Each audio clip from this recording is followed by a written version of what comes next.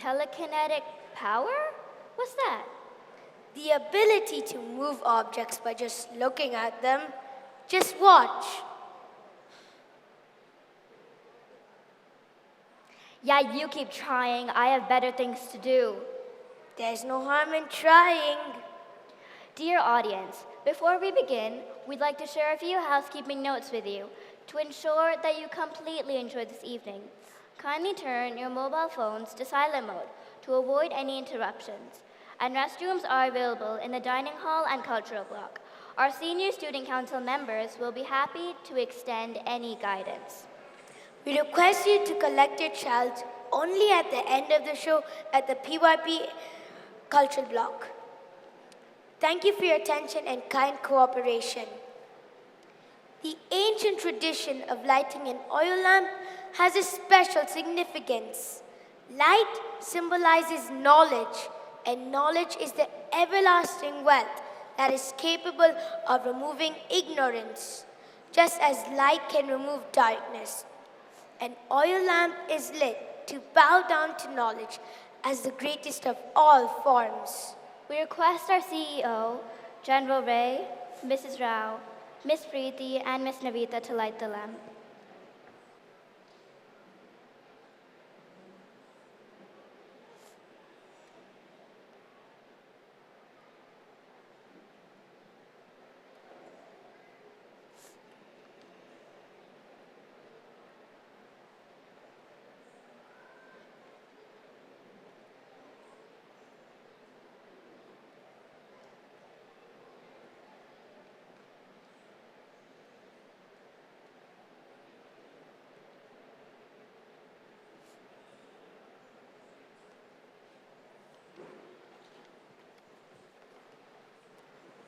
Where the mind is without fear is a famous poem written by one of the greatest poets in the world, Nobel laureate Sri Rabindranath Tagore, that reminds us of the potential within each one of us, where we are free from limitations.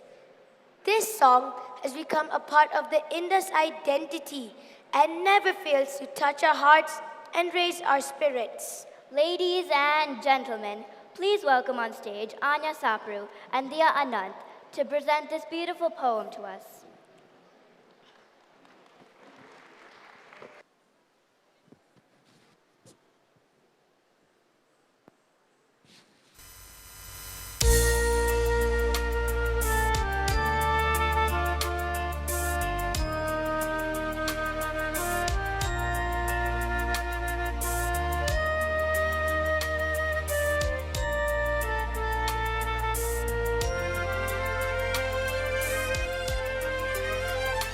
Where the mind is without fear and the head is held high, where knowledge is free.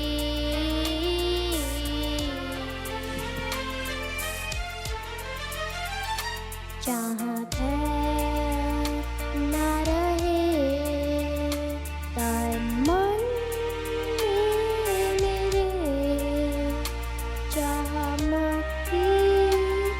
से ज्ञान मिले. Where the world has not been broken into fragments by walls, where words do come out from the depths of truth.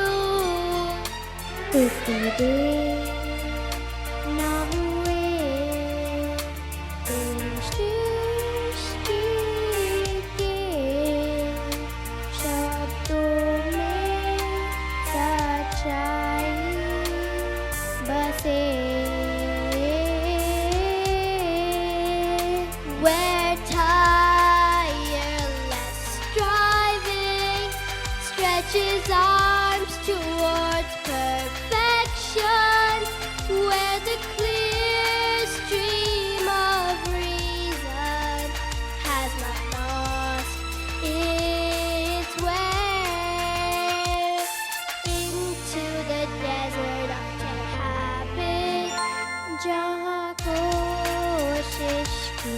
बाहें परिपूर्णता को ढूंढे विवेक की दायरा ना के कभी शुष्क प्रथा की मिट्टी में where the mind is led forward by thee into ever widening thought and action into that heaven of freedom, my Father, my Father. तेरी शक्ति ले जाए मेरे मन को, मेरे भाकरम जहाँ पनपे उस मुक्ति के स्वर्ग में ले चल प्रभु मेरे पिता मेरे. Let my country, मेरे देश को, let my country, मेरे देश को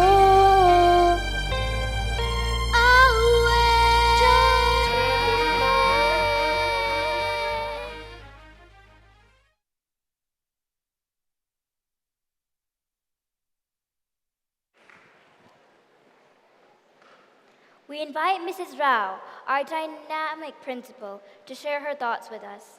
She is an educational leader who always has a collective vision for the school.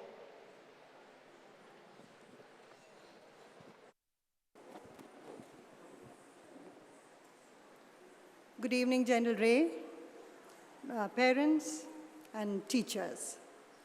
Welcome to an evening of leadership and celebration. Indus believes in the philosophy of whole education, where there is opportunity for every dimension of life. Unlike many schools, which have an annual day outsourced to professionals, Indus believes that these events are not merely events or celebrations, but they are part of a process to nurture our vision, our philosophy of leadership and innovation. And this involves developing certain competencies in them, such as imagination, innovation, and resilience. We also believe that these competencies are more important than learning mathematics, sciences, or languages. The academic subjects are only a medium to teach these competencies. And these competencies, like I just said, are important, are absolutely necessary to survive in a future that has already arrived, a future that is uncertain and chaotic.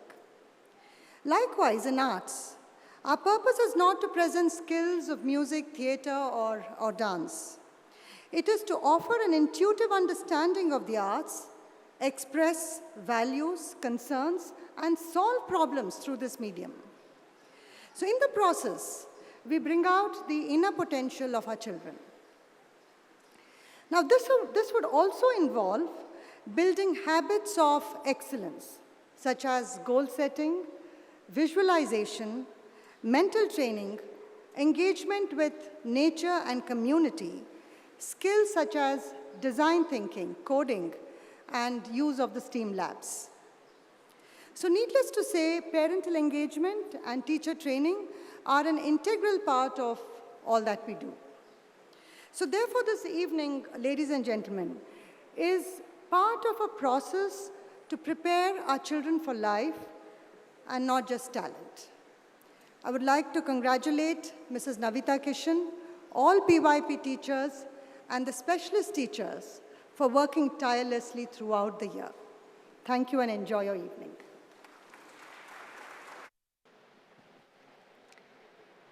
Thank you, ma'am, for those inspirational thoughts. Now, we have the invocation dance, that is a salutation to Lord Ganesha. This dance form is an art which sets apart the dancer who dissolves her identity in rhythm and music, makes her body an instrument to communicate feelings. It is music in visual form.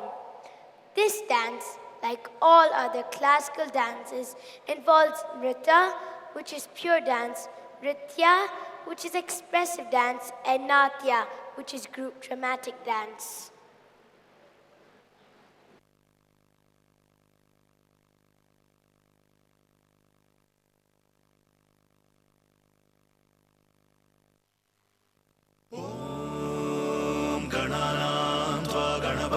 हवामहे कविं कवीनामुपमश्रवस्तमं ज्येष्ठराजं ब्रह्मणस्पद आनशृण्वन्नोतिभिः सीदसादनम्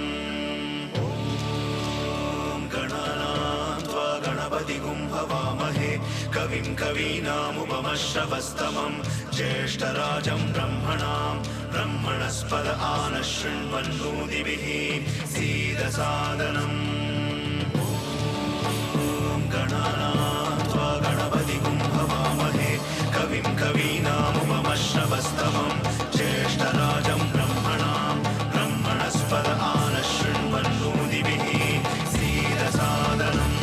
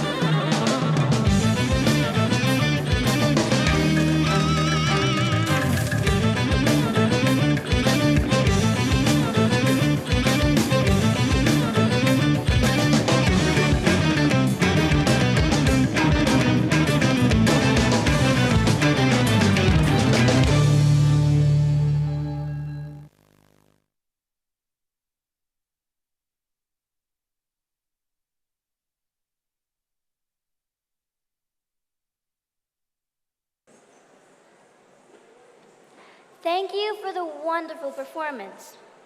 Lieutenant General Arjun Ray, CEO of the Indus Trust, who is an epitome of instructional leadership, is a visionary who strongly initiates change to spur innovation. We invite you, sir, to address the gathering.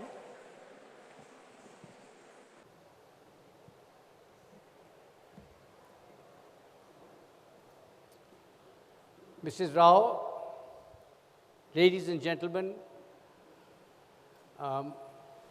I look forward to such opportunities as a platform to be able to communicate with parents.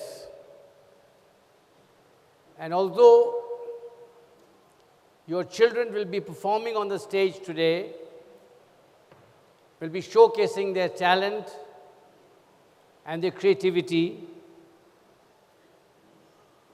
I wish to add some footnotes and amplification notes to what you're going to witness this evening. The speed of change that is happening in the world today is something which very few of us are able to understand or assimilate. We are in the business of preparing children for a future, as Mrs. Rao said, a future we do not know. A future where the changes that has taken place in the last 5,000 years of human history, the changes in the next 20 years will be more profound and will affect us much more. Where the changes in this future which we are looking at, a future that has already arrived, a future where artificial intelligence, whether it comes in its extreme form or a diluted form, is going to dominate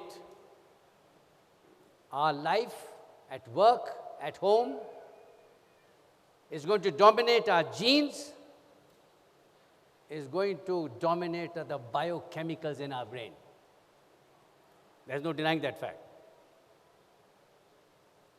And if we don't adapt to this change, and what you're seeing is all about adaptation. If you don't adapt to change, we will suffer from future shock, the disease of change. Therefore, the challenges that we face are daunting. How do we prepare children for a future we do not know? For a future where by the time a grade 1 child graduates from our DP, 40 to 45% of today's jobs won't exist. We're already seeing the demise of mechanical engineering. Modern cars today, like the Tesla, and all companies are going in for such options, whether they are electric cars or autonomous cars, are being built by software engineers, not mechanical engineers. Software engineers are building it. And there is possibly a not too distant future where teachers will be software engineers. The world is changing. So the challenge before parents and schools is, how do we prepare them for this challenge? One thing, the bottom line is this: the number one leadership competency to survive is innovation. And let's understand that innovation is not about creativity alone. Creativity is a part of it. You have to be a critical thinker. You have to exercise initiative. You've got to have empathy.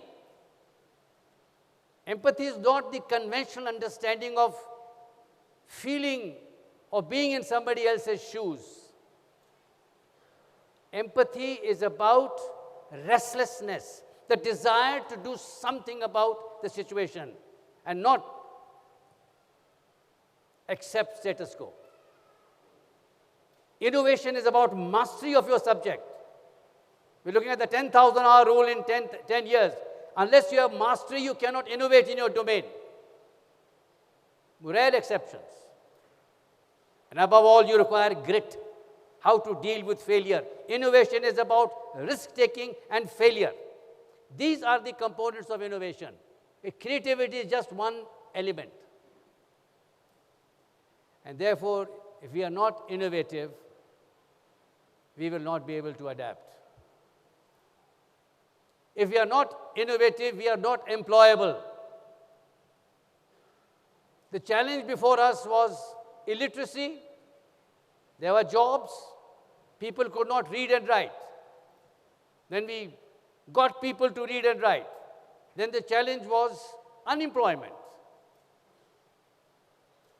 People were qualified, but there were no jobs. Today we have come to a state in the fourth industrial revolution, the age of Homo Deus and artificial intelligence. It will be the challenge of employability. Jobs are there, but you are not employable. That is the challenge, ladies and gentlemen and dear parents. And unless our children have economic value, unless they have moral value, they will not be employable. And if I can use a word from Homo Deus, most of us will be part of the useless class. A person who has no economic value, who's got no innovative value, therefore, is part of the useless class. Therefore, what is our survival strategy? We don't have to look very far. Those of you who have read about the great American Lebanese philosopher and poet Khalil Gibran, in his great masterpiece called The Prophet, his advice as he was leaving the shores, as the ship was coming into the harbor, and he was leaving, and all the elders of the city got together, and they said to him, "Before you go, please pass your wisdom to us." And that is the wisdom which is contained in the book. And he said, "Your children are not your children. Your children are not your children. They come through you, but not from you. And though they are with you, they do not belong to you. You may give them your love, but not your thoughts." Ladies and gentlemen, survival strategy number one for parents is that their role has to be that of a steward. Stewardship, I would say, is the first principle of parenting. And stewardship would involve not making your children think like you, not making your children imitate like you, but children who have their own identity and who have their own uniqueness. And at this point of time, it's very important for us to understand the difference between talent and innovation. Lata Mangeshkar is talented. She is not innovative. Mozart is innovative. Zakir Hussain is talented. He is not innovative. Tendulkar is talented. He is not innovative. Talent is about aptitude. It's about potential. It's about expertise. Innovation is about transformation. It's radical. It is to create something new. To create new music is innovation. To copy music, to copy art is not innovation, it may be talent. So this is what I would say is stewardship. Mrs. Rao started the ball rolling by talking about innovation. And I pick up the baton from her. In an AI-driven economy, as I said, innovation is the number one competency. Today, 14% of Google employees are high school kids. General managers and VPs report to them because they are innovative. Random House, Penguin, PricewaterhouseCoopers, Ernst & Young, they have taken college qualification out of their application form. Not necessary. If you have the qualifications and your high school pass, you can join Ernst & Young. The importance of college is declining. Colleges today are more knowledge about, not knowledge to do and knowledge to be. And that is what innovation is. George Land, 1968, was commissioned by NASA to prepare a creativity test for astronauts, for scientists, and for people who are working on space projects. And the same test he gave to 1,600 kids from grade 5 upwards and to 280,000 adults. And the results were astounding. 5-year-olds scored 98%. They were born creative. DNA, it was part of their DNA. 10-year-olds, they dropped to 30%. A huge fall for Humpty and Dumpty. 15, as they were about to leave school, it drops to 12%. And when they become adults, it drops to 2%. Because we did not nurture them. The social environment, the domestic environment, the scholastic environment did not nurture creativity, although all human beings are born creative. Therefore, creativity is innate. And I think it is the primary function today of parents as stewards. It is the primary function of schools as part of pedagogy, is to revive and nurture this innovative talent in a child. The big challenge before us, ladies and gentlemen, is this. We as parents are not allowing our children to take risks. Innovation is about risk-taking. It's about failure. It's about celebrating failure. Failure being the first step to succeed. We must celebrate and embrace failure. We don't allow them to fail. How can our children become innovative if they don't take risks in life? If we overprotect them, we don't allow them to commit mistakes and learn from mistakes over there, they're never going to be creative. The challenge before us, both of us,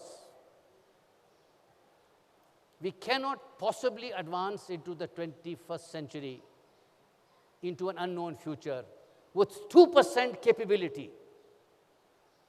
With 2% capability.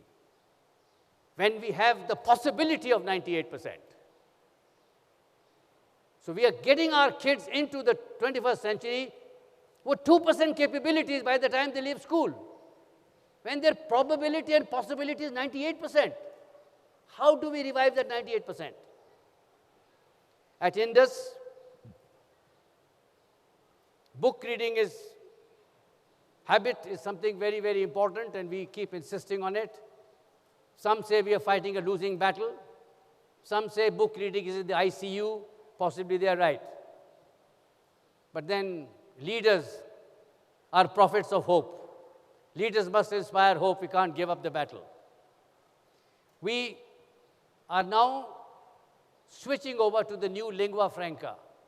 And the new lingua franca, irrespective of whatever one may do, irrespective, whether you're a doctor or an engineer, you're an IT graduate, whatever you are, the new lingua franca is coding, math skills, and computer programming. If you don't know this, you cannot acquire the other 98% which I spoke to you about. Design thinking, STEAM labs. Mrs. Rao has made tremendous progress in this. And those of you who come around over here, you're most welcome to come and see the new STEAM lab. To the best of my knowledge, this is the first of its kind in Europe and in India. There are STEM labs, but there are no STEAM labs. There's a big difference between the two. And finally, is challenging goals. Ladies and gentlemen, I can write out the best vision for you. I can write out the best goals for you. I can get the best copywriters from Time, Newsweek, or New Yorker, or Atlantic and write the best goals for you. I can make the best plans for you. They're of no use. Because plan A will seldom go through. There'll be plan B, plan C, plan D, plan X, plan Y. What you require is tremendous amount of volition. This is the other word I would like all parents to take back. Volition is nothing but willpower. We mistakenly think that motivation and volition are the same. They're not the same. Motivation is that I'm interested, I like to do it. Willpower is, I will do it. Come what may. My perseverance, my resilience to hang on to it, to pursue it, irrespective of what happens. That ferocious purpose of life, that I will get it. I will not give up. That is when you achieve a challenging goal. Because by definition, a challenging goal, I would define a challenging goal as a goal which has a 50% probability of failure. It's not whether we achieve the goal or not. What matters is, at the end of the day, is what we become as a result of trying to achieve that high goal. That is the challenge which we have before us.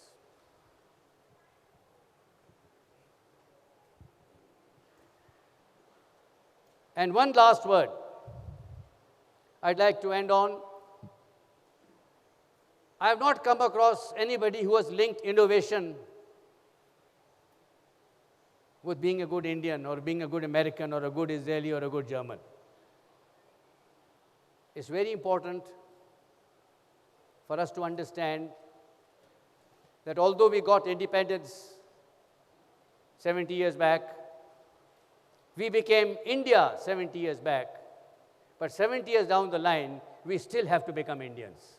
We have not yet become Indians.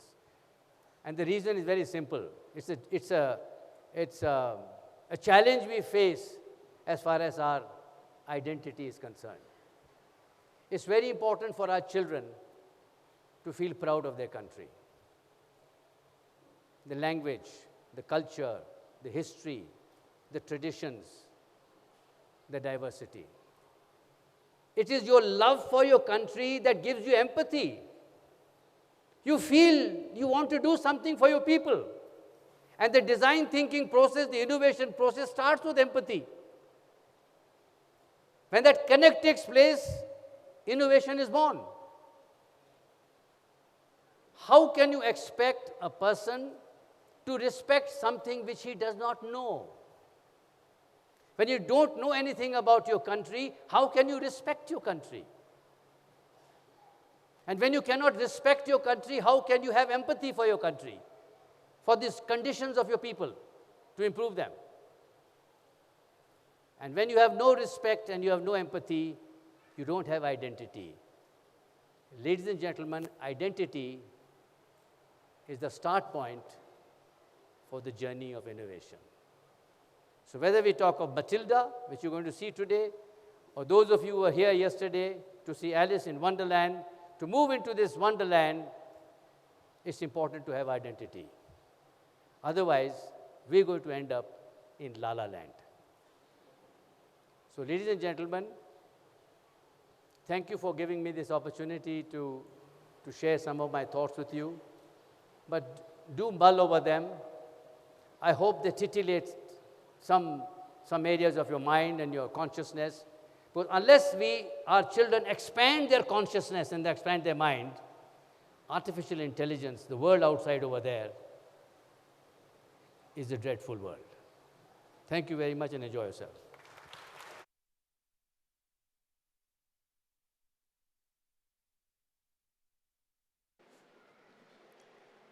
Thank you, sir, for that thought-provoking address.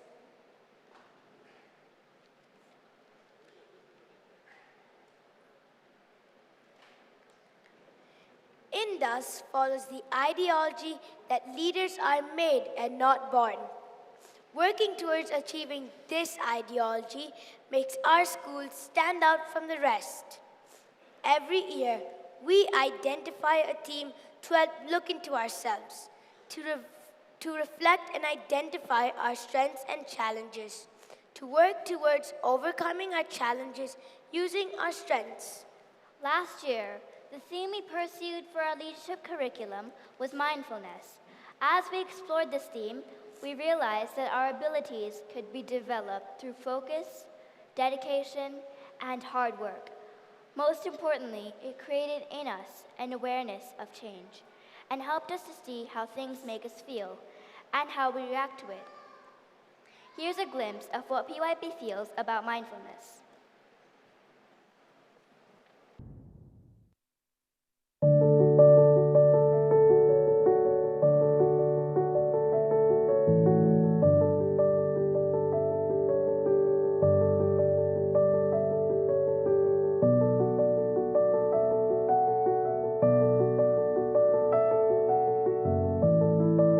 Mindfulness is to concentrate in the moment, like reading, writing, playing, and eating.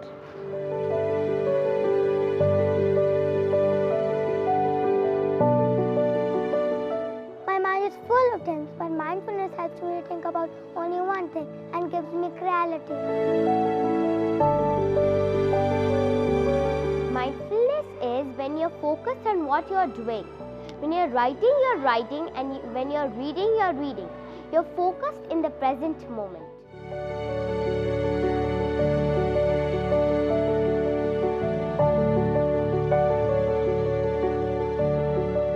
Mindfulness means to relax your brain down, and when I get back home, I do mindful breathing to relax my brain down. And after I'm done, I feel much more energetic to do more things.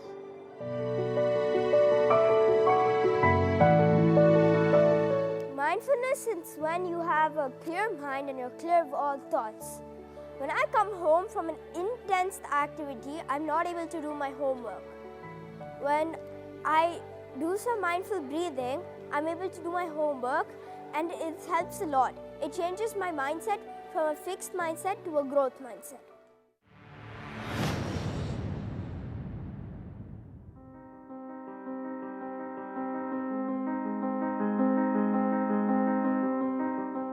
I like reading because it makes me knowledgeable and it makes me focus.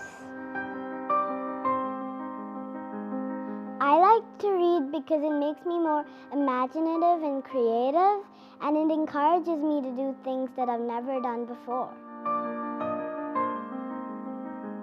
My motivation for reading is I get to experience a whole new world, and whenever I open a book, it's like I have a new life. And I get to experience the feelings that the characters have. I get to see their problems, and I get to experience their stories. I like reading because I always get lost in the book, and I believe that I am the character and leading that type of life, and I just get lost in the book and I just want to read more and more.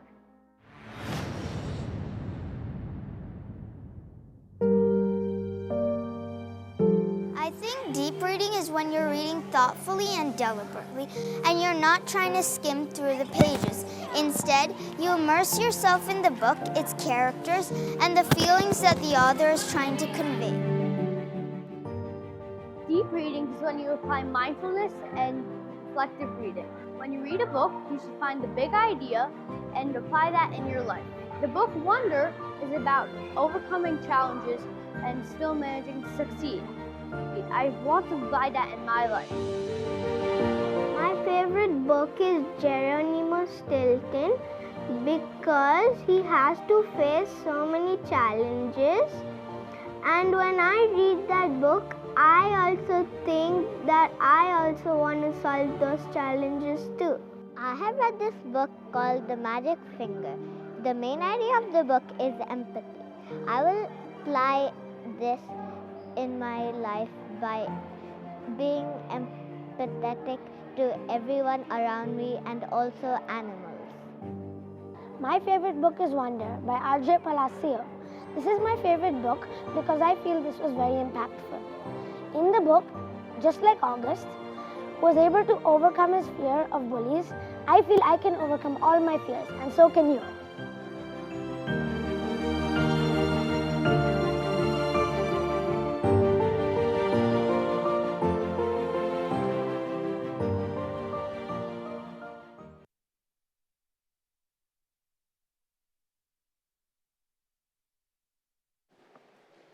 We now invite Ms. Navita Kishan, our head of school, to share thoughts with us. She is someone who always walks the journey.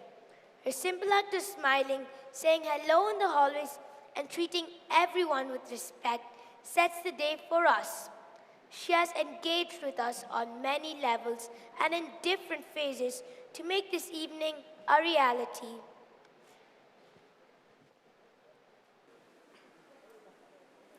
Good evening, General Ray, Mrs. Rao, Ms. Preeti, and dear friends.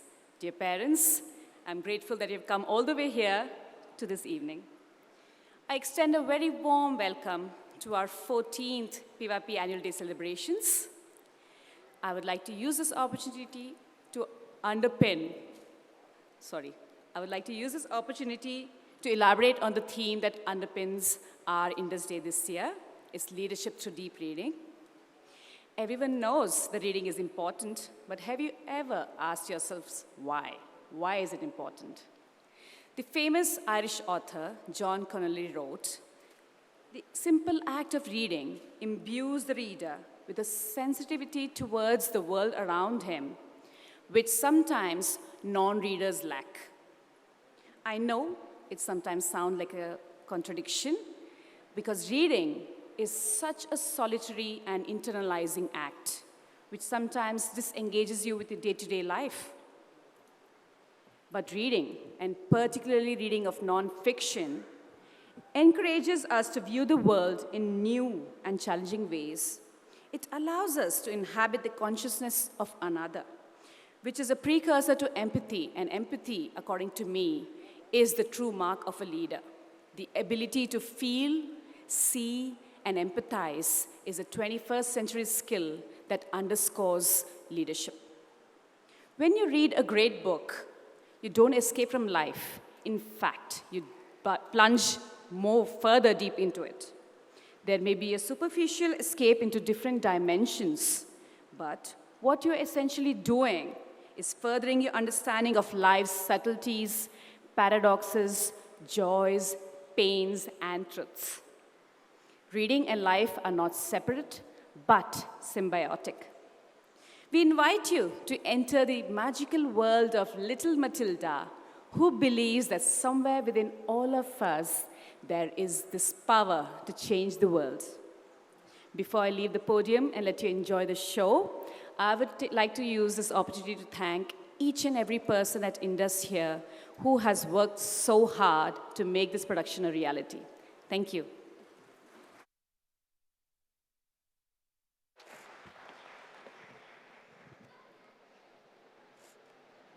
Thank you, Ms. Navita. Leadership through deep reading is our theme this year. There is truth in fiction. This is so true. All good literature has real-life themes that help us reflect and learn from. Matilda is a story written by Roald Dahl. Tashvi, I like Roald Dahl a lot. Guess why? Because he writes children's books? That's obvious, but there's another reason. All the children in his books are good. The adults are the bad ones. Everyone is born, but not everyone is born to be the same. Some are born to be bakers, and some will be candlestick makers. And some will be very good at making jello salads only. However, we can change this. We can make ourselves unique if we want to. Here is one such story of a young girl, Matilda, who dared to change circumstances to make herself unique.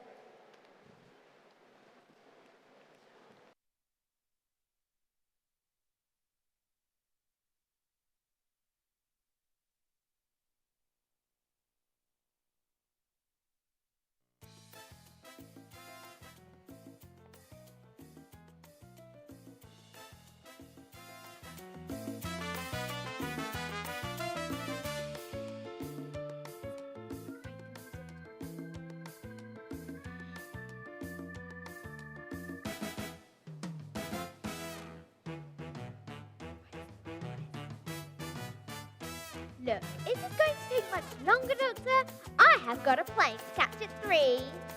You're getting on a plane, Miss Wormwood? Oh yeah, I'm competing in the biannual International Amateur Salsa and Ballroom Dancing Championship in Paris. I think we should have a talk. So what is it? What is wrong with me? Miss Wormwood, you really have no idea. Gas? Miss Wormwood, I would like you to think very carefully. Now, what do you think might be the cause of this? Look, look, am I fat? Miss Wormwood, you're pregnant. What? You're going to have a baby. But I've got a baby, I don't want another one. You're Isn't there something 9 you can do? months pregnant. Antibiotics or something. Where is he? Where's my son? Huh? Hold on.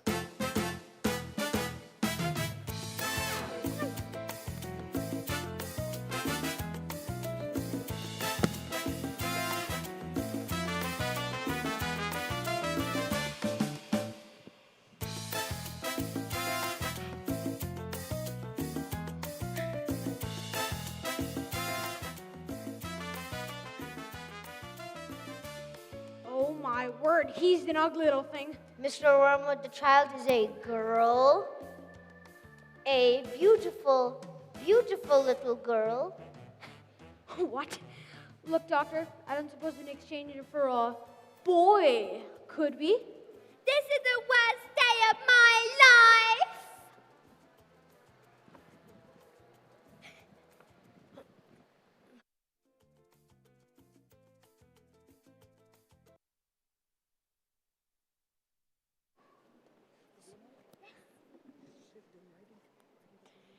Yes, sir, that's right, sir. 155 luxury cars, sir. Are they good runners? Good. Let's put it this way. You would have beat them in a foot race. They are good runners, sir. Indeed, sir. Sir, how much exactly? How much, sir? Yeah, okay. That's Hurry! I'll call you straight. Hang on a sec. Look, she's reading a book. That's not known for a 5-year-old. I think she might be an idiot. Listen to this. It was the best of times. It was the worst of times. And it was an age of wisdom. Will you stop scaring your mother with that book, boy? I'm a girl. I'll call you straight back, sir. Yes, sir. Will you please be quiet? I'm trying to land the biggest deal of my life, and I gotta listen to this, and it's all your fault. You spend my money like water and expect me to get us out of it. What am I, an escape artist? An escape artist, he says. Well, what about me then? I have got a whole house to look after. Dinners don't microwave themselves, you know. If you're an escapeologist, I must be a gymnastic performer and an acrobat to balance that lot, the world's greatest acrobat. Now, I want to bleach my roots, and I shan't be talking to you for the rest of the evening, you horrid little man. But I'm gonna make us rich. Rich? How rich? Yes, that's right. Very rich. Russian businessman. Very, very stupid. Your genius husband is gonna sell them 155 old bangers as brand new luxury cars. What? But that's not fair. The cars will break down. What about the Russians? Yeah, listen to that boy. I'm a girl. Fair does not get you anywhere, you thickety twit brain. All I can say is thank goodness Michael has inherited some of his father's traits, eh, son? Michael! Yeah, well, I shall take that money when you earn it, and I shall spend it. But I shan't enjoy it because of the despicable way in which you have spoken to me tonight.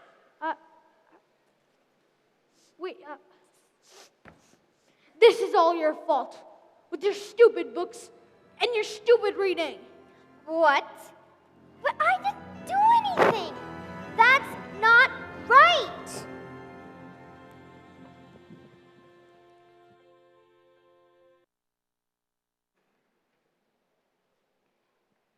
Platinum blonde hair dye. Extra strong. Keep out of reach of children.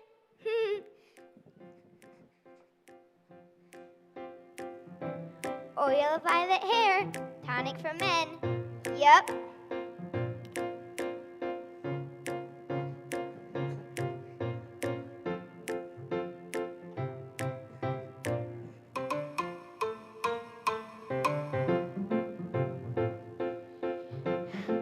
In business, son, a man's hair is his greatest asset. Good hair means a good brain. The secret to my success in business is... Secret. Yeah. The secret to my success in business is oil of violet hair tonic for men. Stand back, son. Your old man is going to work.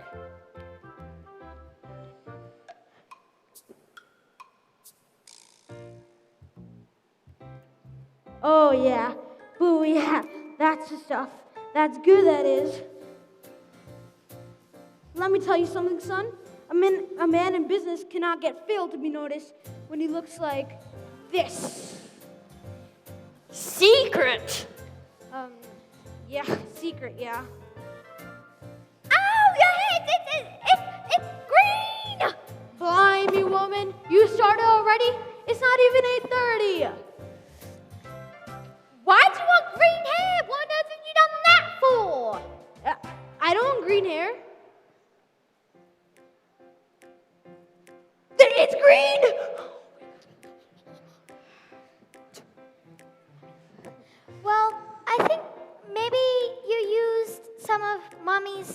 peroxide by mistake. That's exactly what you've done, you stupid man! My hair, my lovely hair, oh my good Lord, to have the big deal with the Russians. What am I gonna do? Oh my Lord, what am I gonna do? I know what we could do. Thank God, have you? Please tell me what we can do. You could pretend you're an elf. That's an awesome idea. I'll pretend I'm an elf. What do you tell me that for? The boys alone. Mum, would you like to hear a story? Don't be disgusting. Go on, creep back to that library of yours. The sooner you're locked up in school, the better. I'm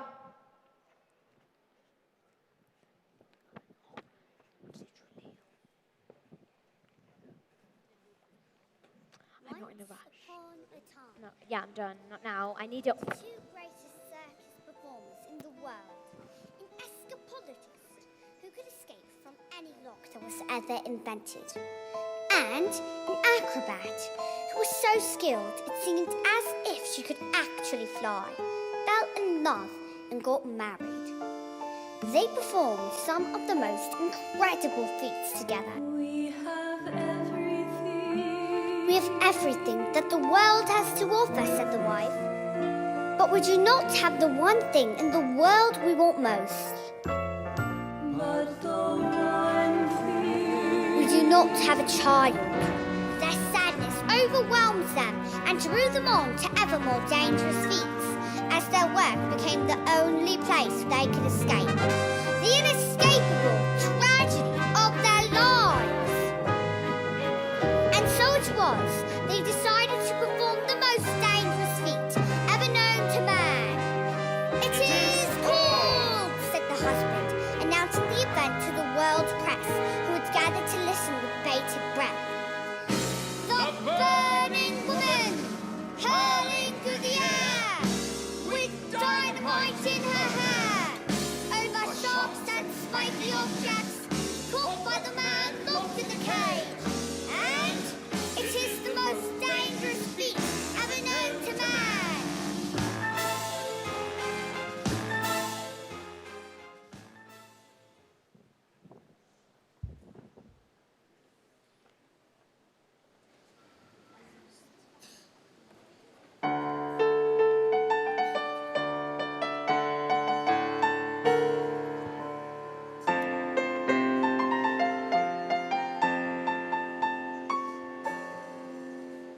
My mommy says I'm a miracle. My daddy says I'm a special little guy. I am a princess and I am a prince. Mom says I'm an angel. Mom says I'm an angel. Mom says I'm an angel.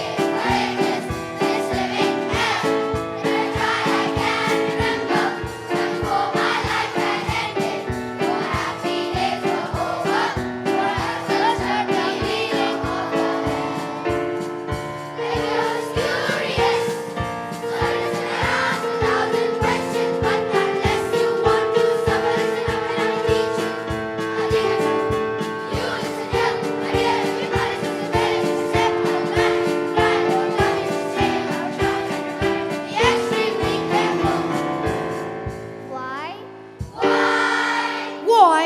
Why? Did you hear what he said?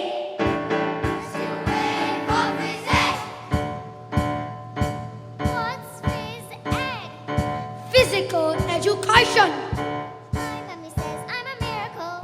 My dad says I'll be the teacher's pet. School's really fun, according to my mom. Dad says I'll learn the alphabet. The alphabet? You better learn to listen, kid. Why? Why? Did you hear what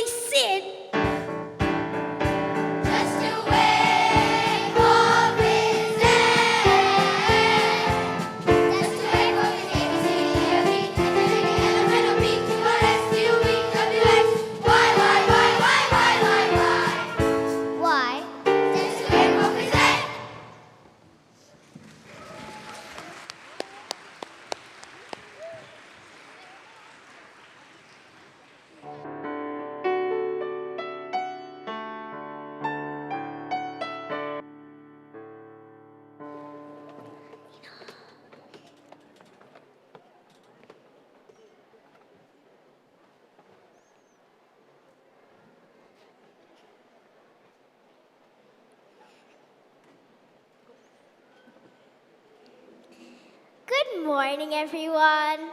Good morning, Miss. My name's Miss Honey. Good morning, Miss Honey. And today's a very special day, your first day of school. Now, do any of you know your 2 times tables after 2 times 11? Wonderful. Matilda, isn't it? Please stand and do as much as you can. 11 times 2 is 22. 12 times 2 is 24. 13 times 2 is 20. Oh my word, that's... 14 times 2 is 28. 15 times 2 is 30. 16 times 2 is... Stop! Good heavens, how far can you go? I don't know. Quite a long way, I think. Do you think you could tell me what 2 times 28 is? 56. Yes, that is. Now, how about this? This is much harder, so don't worry if you don't get it. 2 times 478, if you took your time to think. 974. Let's let that rest for the time being and look at reading.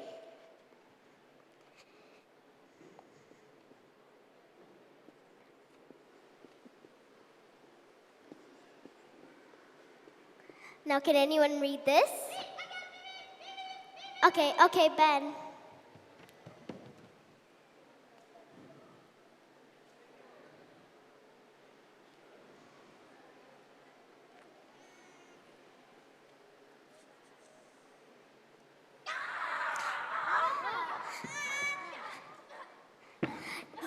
Yes, I think we'd better leave it there now. We don't want to burst a blood vessel on our first day of school.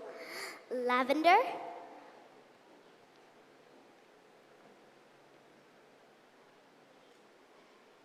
Is the first word tomato? No, but tomato is a very good word. Matilda? I can now read words. So, Matilda, you can read words. Yes. Well, I needed to learn to read words, to read sentences, because basically a sentence is just a big bunch of words. And if you don't know how to read sentences, you've got no chance of reading books. And have you read a whole book yourself, Matilda? Oh, yes, more than one. I love books. Last week, I read quite a few. A few in a week? My, that is good. What books did you read? Oliver Twist, The Secret Garden, The Invisible Man, Lord of the Rings, and Crime and Punishment. Oh, and here's one I'm writing. I'll read it to you when I'm done. That's amazing.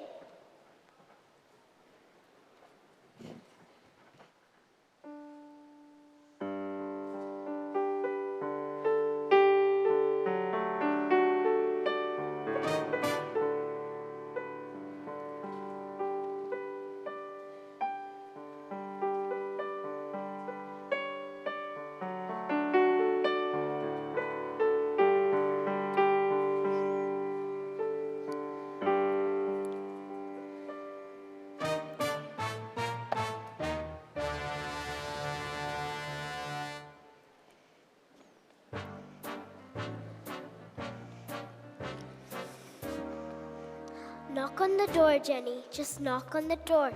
Don't be pathetic. It's just a door. You've seen one before. Look at you trying to hide, silly. Standing outside the principal's office like a little girl. It's just pathetic. Enter.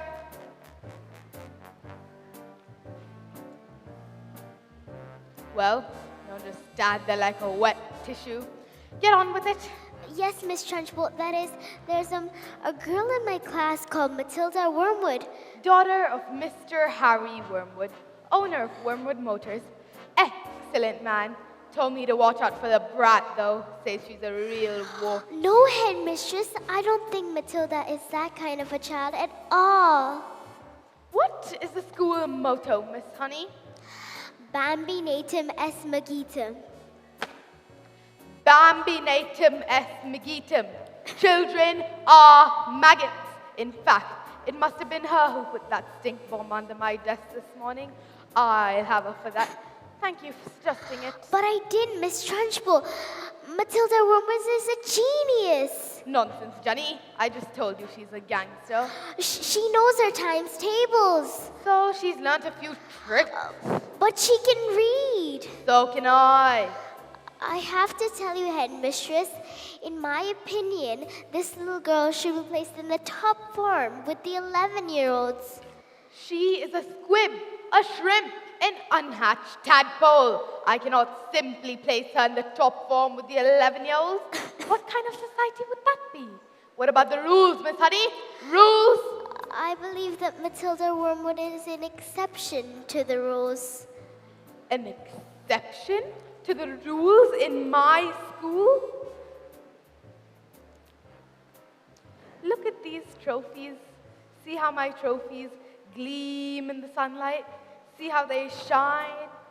What do you think it took to become English hammer throwing champion 1969? Do you think in that moment, when my big moment came, that I treated the rules with casual disdain? Well, like hell! Now, get out! I have to tell you, Headmistress, it is my intention to help this little girl, whether you like it or not.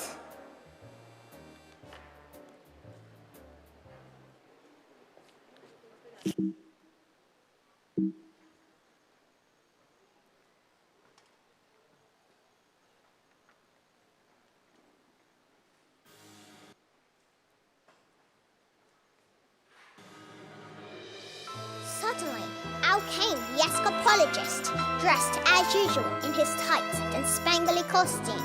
But there's no sign of the acrobat, and no glimpse at all of a shiny white scarf.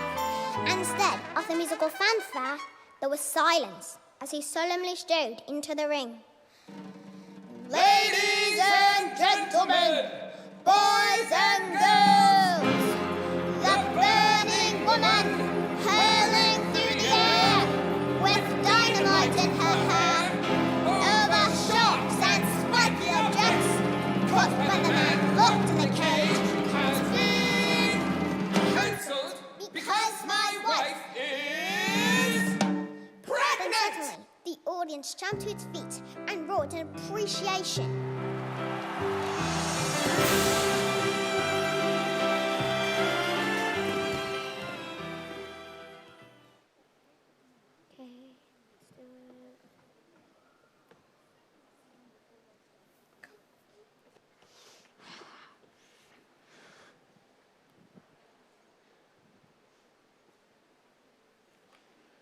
Stupid, stinking, slimy, smelly, great big question asking.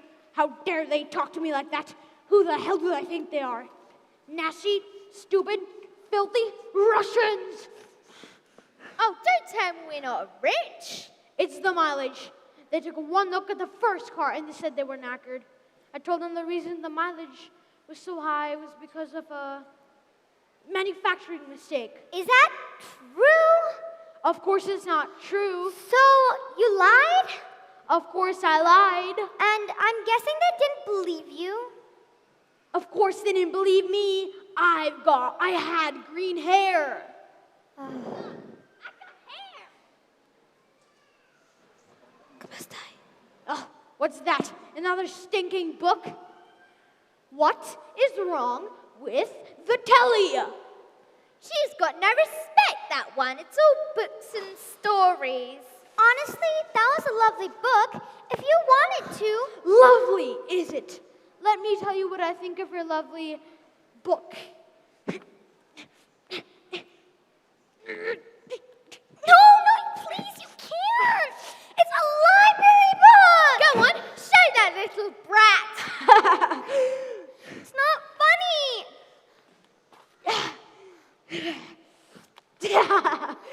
Now get off the bed, you little stinkworm. Do we have any super glue? It's in that cupboard. And while you're at it, stick that stupid head to your stupid head. Clap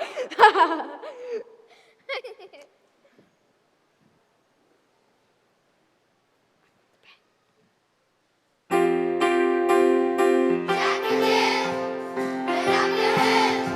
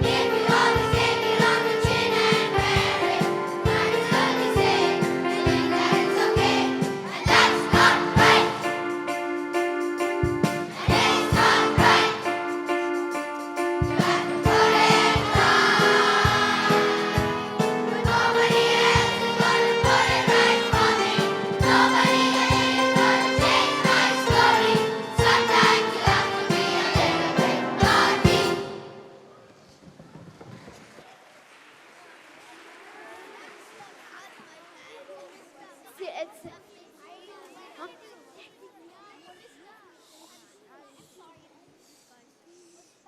I've got my eye on you, boy. Oh,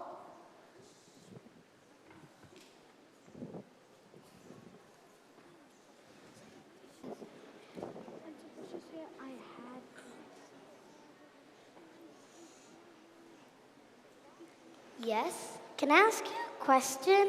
Yes. Do all those brains in your head give you a headache? I mean, it's got to hurt, all squished in there? No. It's fine.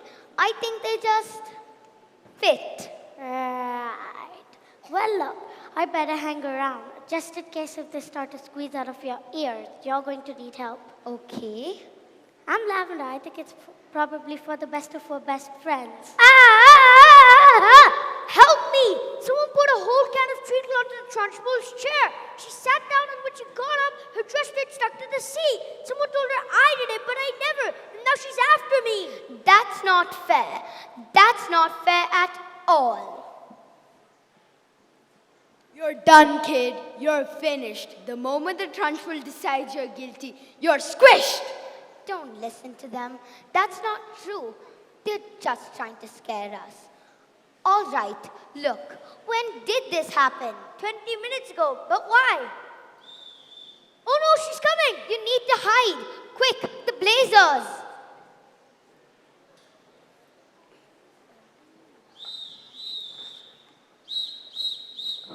Where is the maggot known as Nigel? He's over there, under those coats. He's been for the last hour, actually. What? An hour? Oh, yes. You see, unfortunately, Nigel suffers from the rare but chronic sleep disorder, narcolepsy. You see, Nigel fell asleep without any warning at all, so we put him under the coats for safety, didn't we? Didn't we? Snuggle-a-lopsy. He'll probably think he's in bed when he wakes up. Is it time for school yet, Mom? What am I doing here? This isn't my room at all. Oh, hello, Miss Trunchbull.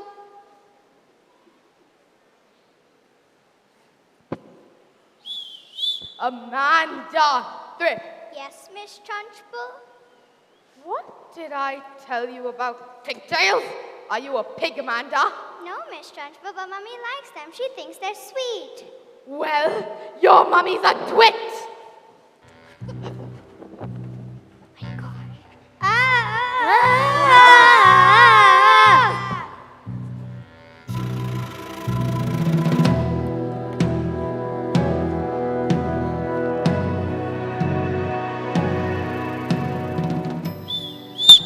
What is your name? Matilda. Matilda Wormwood. Oh, so you're Wormwood, are you? I might have known. Well, Matilda Wormwood, you've just made a very big mistake. Just so you know, she's my best friend. Wow! Oh gosh. The right feet was instantly forgotten by everyone except, that is, the acrobat's sister. When all had quietened down, she stepped forward and produced a contract. A contract you have signed to perform this feat, and perform this feat you shall. No! I have paid for the posters, publicity, the catering, the toilet facilities. If I could have their money back, where is my profit? A contract is a contract is a contract. My hands are tied. The great escapologist had to escape from the cage, lean out, catch his wife with one hand, grab a fire extinguisher with the other, put out the flames on the specially designed dress within 12 seconds before they reached the dynamite and blew his wife's head off! Maybe it was thought of their child. Maybe it was nerves. But the escapologist used just a touch too much foam, and suddenly the hands became slippy, and she fell.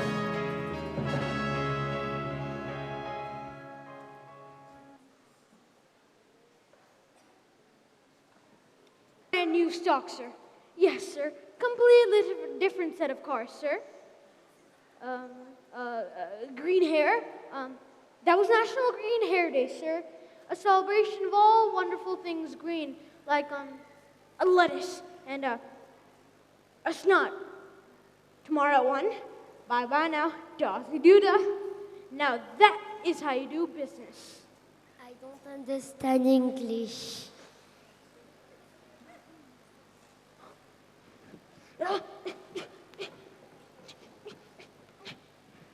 I'm gonna keep it on. Looks like rain.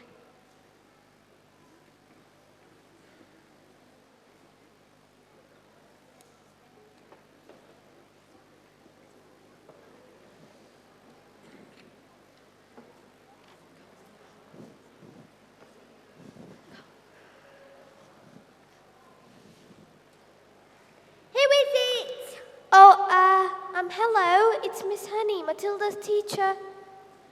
We're busy right now. It'll only take a moment. Come in if you must. This is Rodolfo. He's my dance partner. We're rehearsing. Ciao. Ah, si parla italiano. Buona. Come stai? What? What are you saying? You know what interruptions do to my energy flow? What do you want, Miss Chutney? It's Miss Honey. As you know, Matilda is in the bottom class, and children in the bottom class aren't really expected to read. We'll stop her reading then. Lord knows we've tried. I'm getting loose now. I can feel it in my waist. Yes!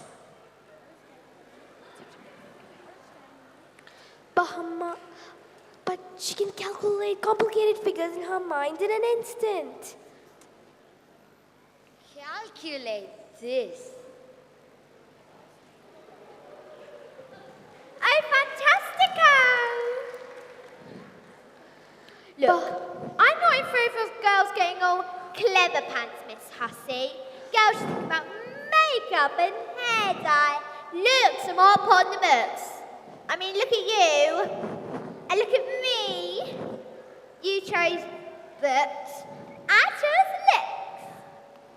I beg your pardon? Oh. I'm on fire! But her mind, with a little help from us, she could. Mind, her mind. You really don't know anything, do you?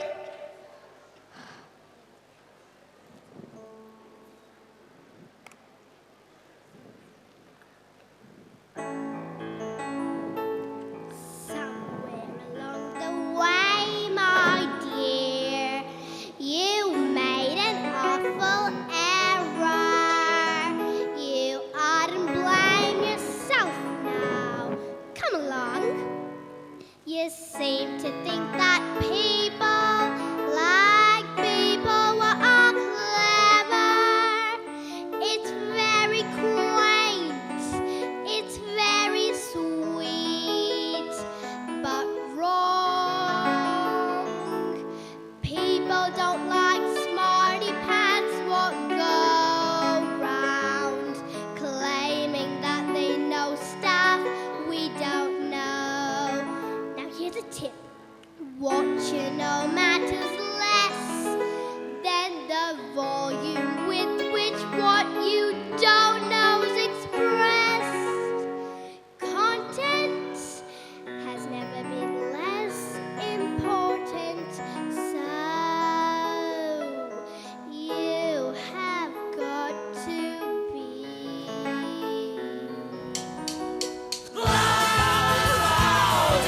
Girl, you gotta learn to stand up and stick out from the crowd. A little less flat, a lot more heel. A little less fact, a lot more feel. A little less brains, a lot more hair. A little less head, a lot more derriere.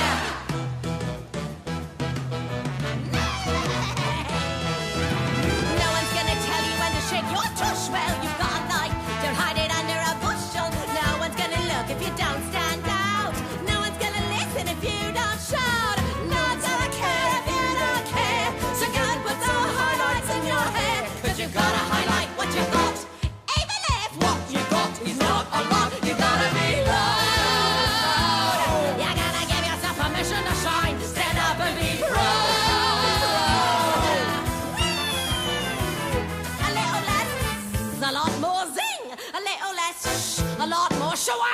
A little less dressing like your mum. A little more bum bum bum bum bum.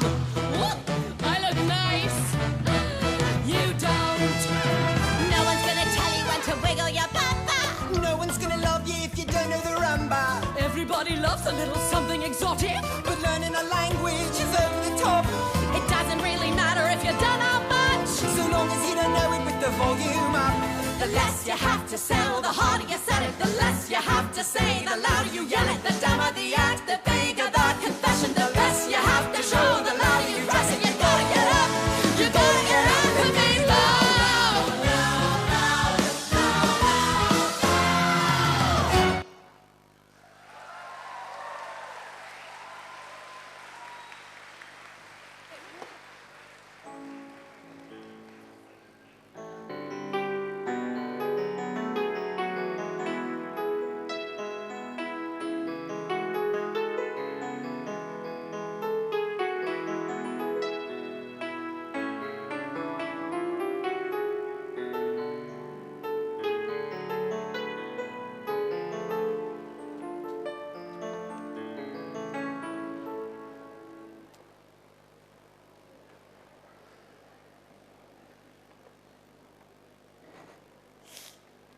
Matilda, Yes? can I speak to you for a second?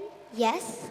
I'm afraid I've not been too successful in getting others to recognize your abilities. So, starting tomorrow, I shall bring a collection of very clever books that will challenge your mind.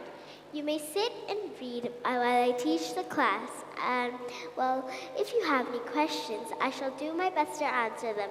How does that sound, Matilda? Matilda, that is the biggest hug in the world. You're gonna knock all the air out of me. Wormwood. Matilda Wormwood. Yes, Miss Trunchbull? So you admit it, do you? Admit what, Miss Trunchbull? This clot, this foul carbuncle, is none other than a disgusting criminal, the nemesis of the underworld.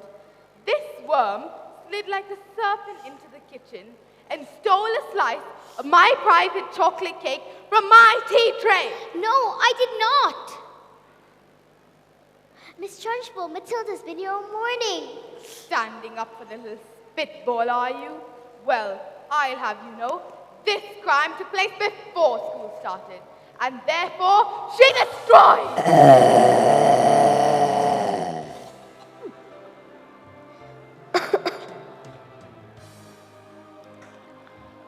Bruce Bogtrotter, Yes, Miss Trunchbull? you liked my cake, didn't you, Bruce? Well, I did, and I'm sorry about it. Oh, no. As long as you enjoyed the cake, that's the main thing. It is? Yes, Bogtrotter, it is. Oh, well, I enjoyed it. Thank you. Wonderful, marvelous. That makes me so happy. Gives me a warm glow in my lower intestines. Oh, cook!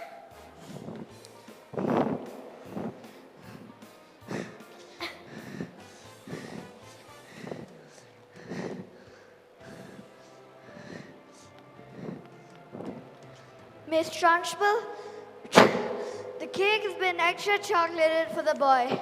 And some sweat too, if you don't mind. What's the matter, Bogtrotter? Lost your appetite? Well, yes, I'm full. Oh, no. You are not full. I'll tell you when you are full. And I say that criminals like you are not full until you have eaten the entire cake. But, No, but. You haven't got time for but. Headmistress, he'll be sick. He should have thought of that before he made a pact with Satan and decided to steal my cake. Eat! He can't. He can't. Eat! He surely can't. He surely Silence. can't. Eat! He might explode. Eat! go on, Bruce. You can do it. Silence!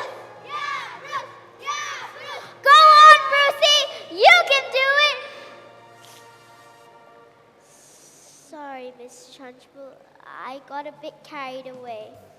That's all right, Jenny. We all get carried away. Even I.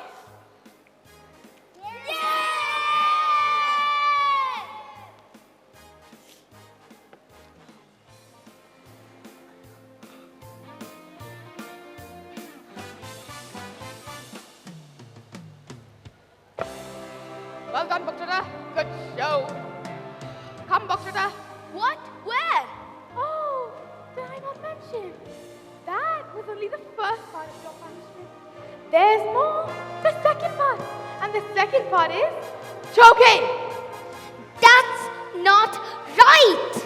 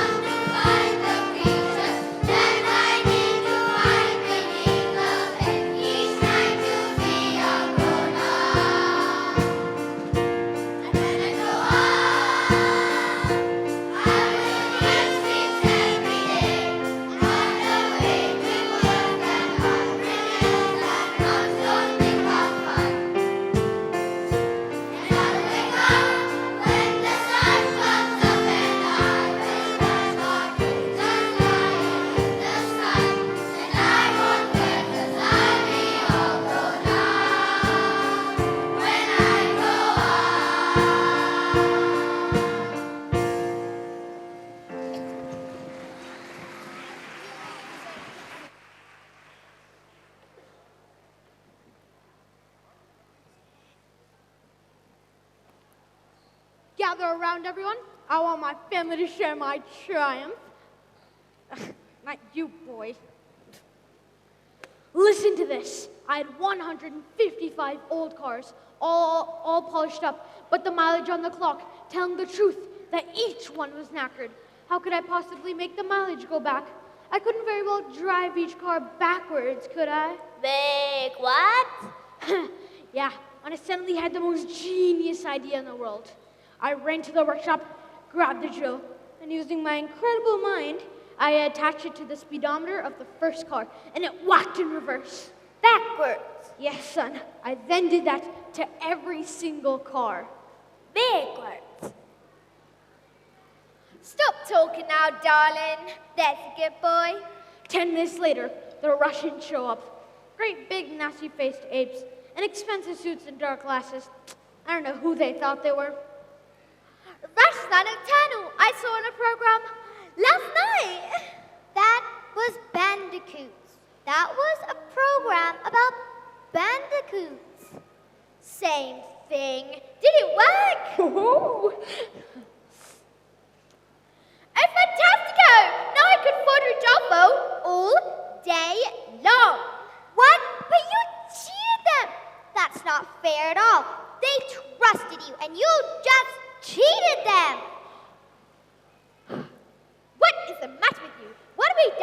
grab a child like you. I've had enough. Do you know what I'm going to do tomorrow? I'm going to go down to that library of yours and tell those old bird brains that you are never to be let in again. No, please don't! And if they do, I'll have them fired, and you'll never read a stinking book as long as you live. I'm going to put an end to your stories, young man. Now get in there and stay in there, you little creep.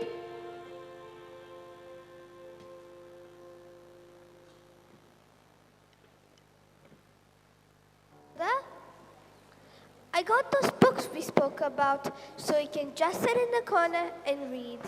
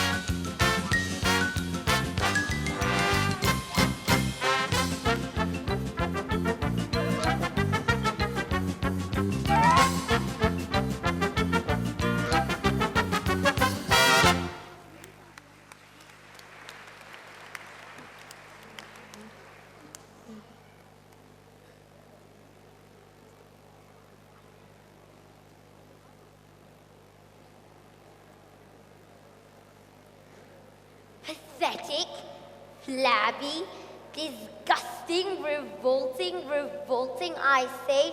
It is high time you all toughened up. Fizz Ed. Where is my jug of water? Oh, I'll get it, Miss Trunchbull. Stupid girl.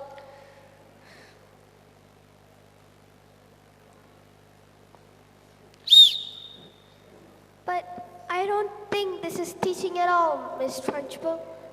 This is just cruelty. That is because you, Miss Honey, are pathetic. You are wet. You are weak. You believe in kindness and fluffiness and books and stories. This is not teaching. You're a rat, a smithering little newt. Newt? Newt? Who put it in my water? You outrage, you maggot. Stop.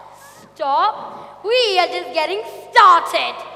No, Miss Trunchbull, please, you'll pull his ears off. I have discovered, Miss Honey, by many years of experimentation, that ears of small boys do not come off. They stretch. In fact, I can feel these ones stretching now. Leave him alone, you big, fat bully. How dare you? You are not fit to be in this school.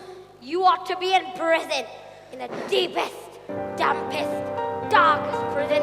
I shall have you wheeled out, strapped to a trolley with a muzzle over your mouth. I shall crush you. Tip, tip, tip. Come on, you can do it. Tip, tip, tip.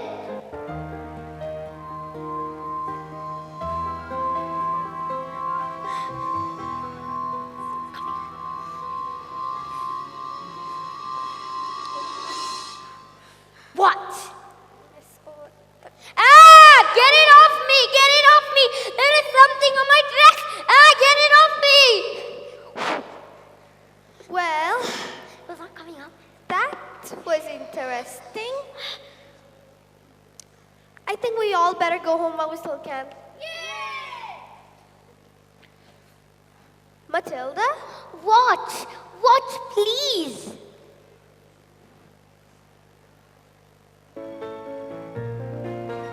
Tip, tip, tip. I moved it with my eyes. Am I strange? Not strange, Matilda. You're not strange. You're special, very special. Matilda, how would you fancy a nice cup of tea? Yes, please.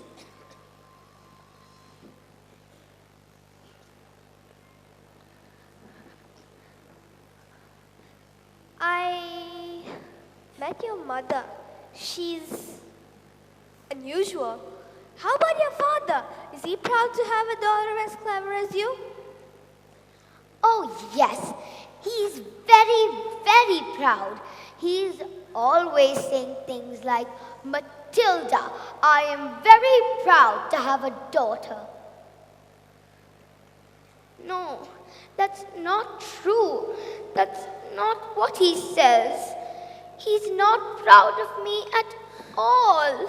He calls me a liar and a cheat and a nasty little creep.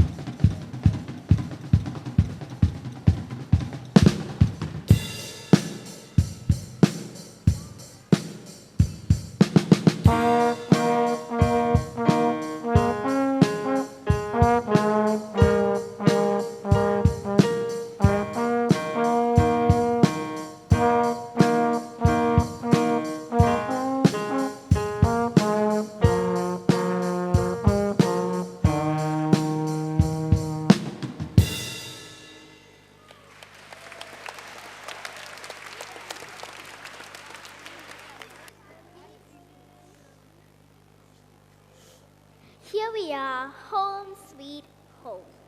Are you poor, Miss Honey? Yes, I am.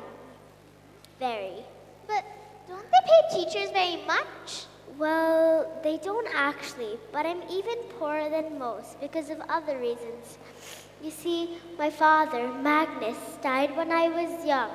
My cruel aunt became my legal guardian. And when I became a teacher, she suddenly presented me with a bill for looking after me all those years. She even said that my father had given her his entire house. Did Magnus really just give her his house? I don't know, but I find it hard to believe. Just like that I cannot believe that he would have killed himself. It is what she said happened. You think your aunt murdered him, don't you, Miss Honey? Miss Honey, is this your father's car? But the effort was too great. Love our little girl, she said. Love our daughter with all your heart. She is all we ever wanted.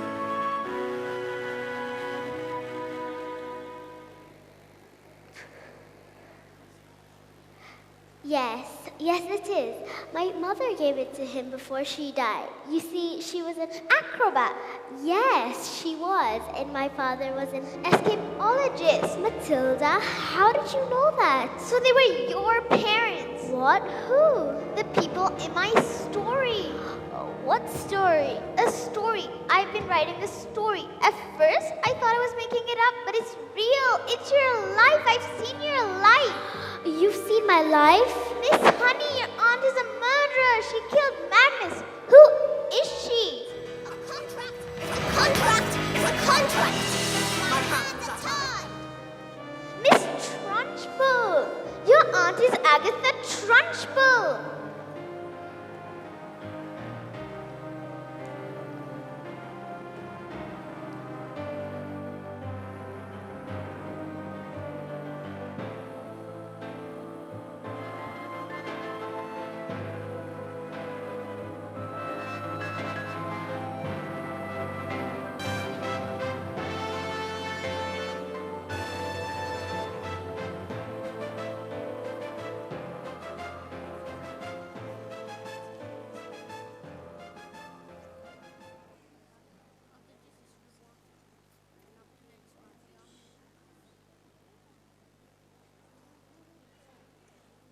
So many words.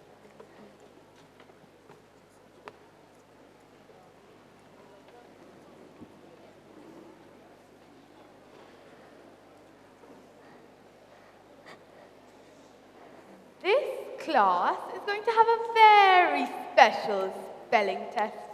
Any child that gets one single answer wrong shall go to Choki. Now, let me see. You, stand up and spell newt. Newt. N-E-W-T, Newt. Miss Honey taught us. She's a very good teacher. Nonsense. Miss Honey's far too soft and peachy to be good at anything. Anyone can see that.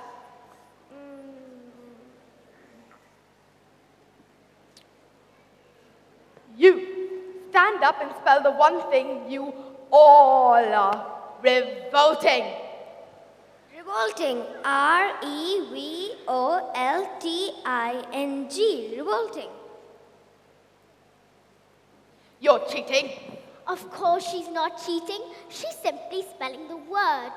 These little specks of dust can't be this clever. They are... I taught them. That's all. With kindness and patience and respect. How dare you bring those words into my classroom? You know nothing of teaching, and I shall prove it. You, thick-bog snuff-nose, stand up and spell Amicella Camilla Expectoris. What? But that is not a word. You're just making it up. I should warn you, it has silent letters. Amicella? A-M-C-H-E-L-L-A. Oh dear.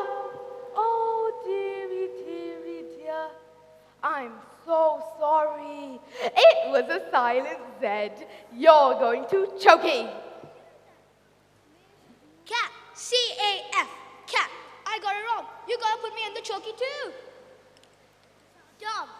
PYP, me too. Table, XYBTL, me three. Radio, WBTYL. XXBL. Shape, SOTE. Silence! Water, PYZ, me too. Silence! Fire, RABELE. You can't put me in the choky, miss. You can't put us all in the choky, too. Come now, maggots. Didn't you think I thought of that? I've been busy. Right. The spelling test is over, and I can say that each and every one of you maggots has failed. You see, maggots, in this world there are two types of human beings. The winners and the losers. And I am most definitely... The chalk! Look, it's moving! It's moving! Look, it's writing something! Who? No one is doing anything! This is Magnus. God, dear God. Jenny back her house and leave, or I will get you like you got me. Run, run, run! Yay!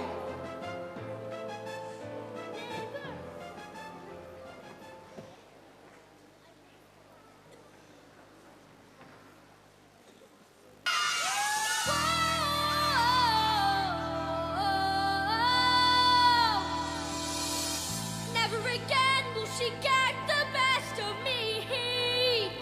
Never again will she take away my freedom.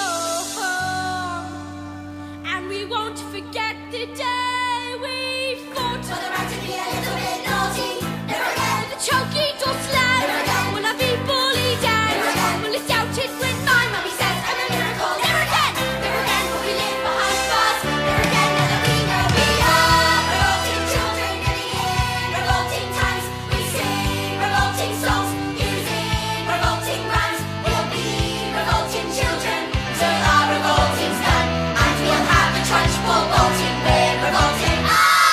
We are revolting children living in revolting times. We sing revolting songs using revolting rhymes. We'll be revolting children till our revolting's done, and we'll have the trudge ball bolting. We're revolting. We will become a screaming horde.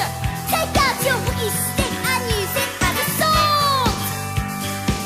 Never again will we be ignored. We'll find out where the joke is stored. For its pictures on the board. It's not insulting, we're revolting. R-E-V-O-L-T-I-N. Revolting time. U-S-I-N-G. U-S-I-N-G. R-E-V-O-L-T-I-N-G. It is too early for you, we are revolting.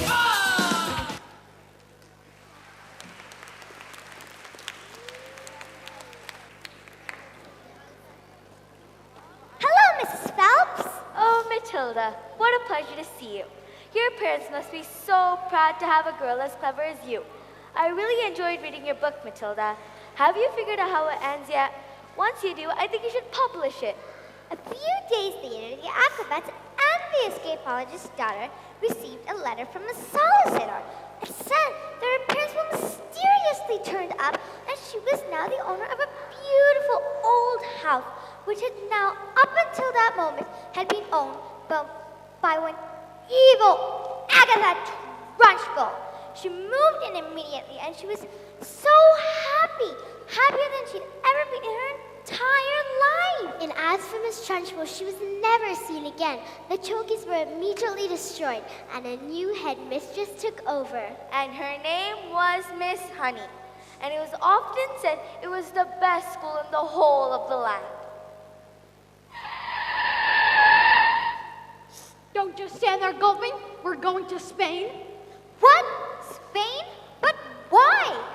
Because this idiot, this nitwit, this twitbrain thought it was a good idea to sell 155 old cars to the Russian mafia. Well, I didn't know they were the Russian mafia, did I?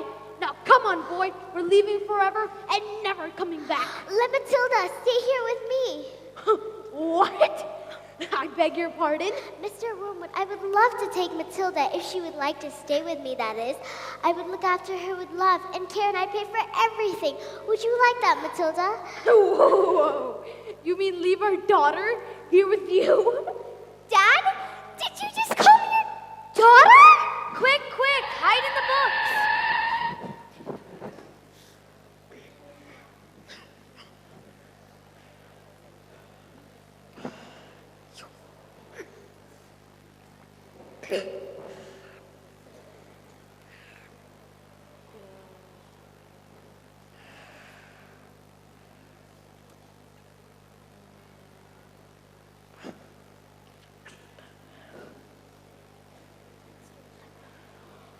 You are the Wormwood's daughter.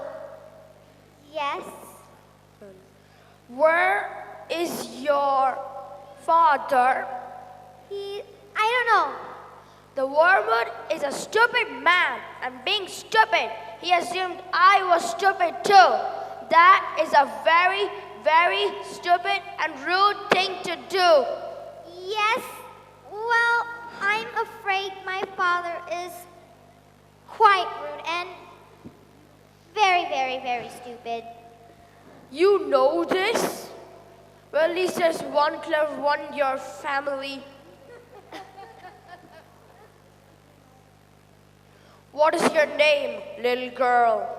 Matilda. I like you, Matilda. You seem smart, and in my line of work, I don't normally get any smart people like you. Most of the people I meet, their thinking's all backwards. Backwards.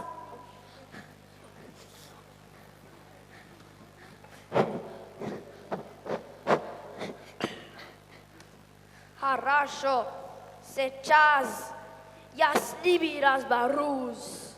Прошу вас, не надо этого, это моя семья. Ты говоришь по-русски? Да, говорю. Прошу вас, не вредите моей семье. Matilda, who taught you how to speak Russian? Well, I thought myself, I suppose. I was reading Dostoevsky, and I just thought it would be best to read it in the language it was written in. I am Sergey. It is truly an honor to meet you, Matilda Wormwood. Your father has been stupid and rude to both. Yes, I could very easily have one of my friends here teach him manners, and one day, when he leaves hospital, he will still be stupid, but not so rude anymore. I give this to you as a gift. What do you say? This is a very tempting offer, but he is my father, and I'm his daughter. I think I've just had enough of revenge. You have taught us all a very important lesson, Matilda. Da? No, not da, Matilda. What you say? Da? Matilda, not da. Your father is very, very, very lucky to have you as his daughter. Quick, let's get out of here before they change their minds! Oh, what about the girl? Oh! Look, do you want to stay here with Miss Honey? Yes, I do! And you want to look after her? I do. Well, we are a bit short of room, so, yes.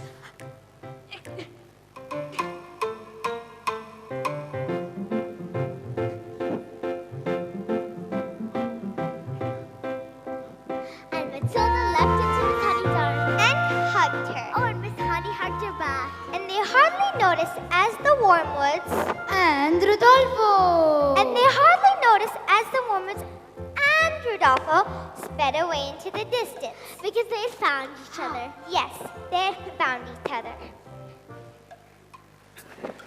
We did it! When I grow up, I'll be tall enough to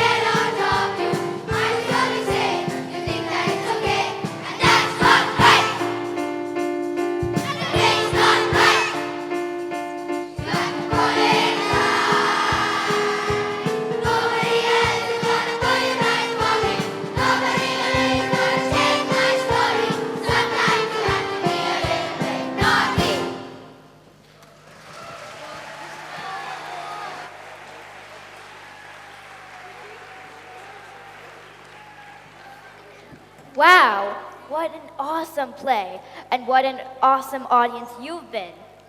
Tashvi, what did you understand from this play? Well, I really like Matilda's character. I envy her.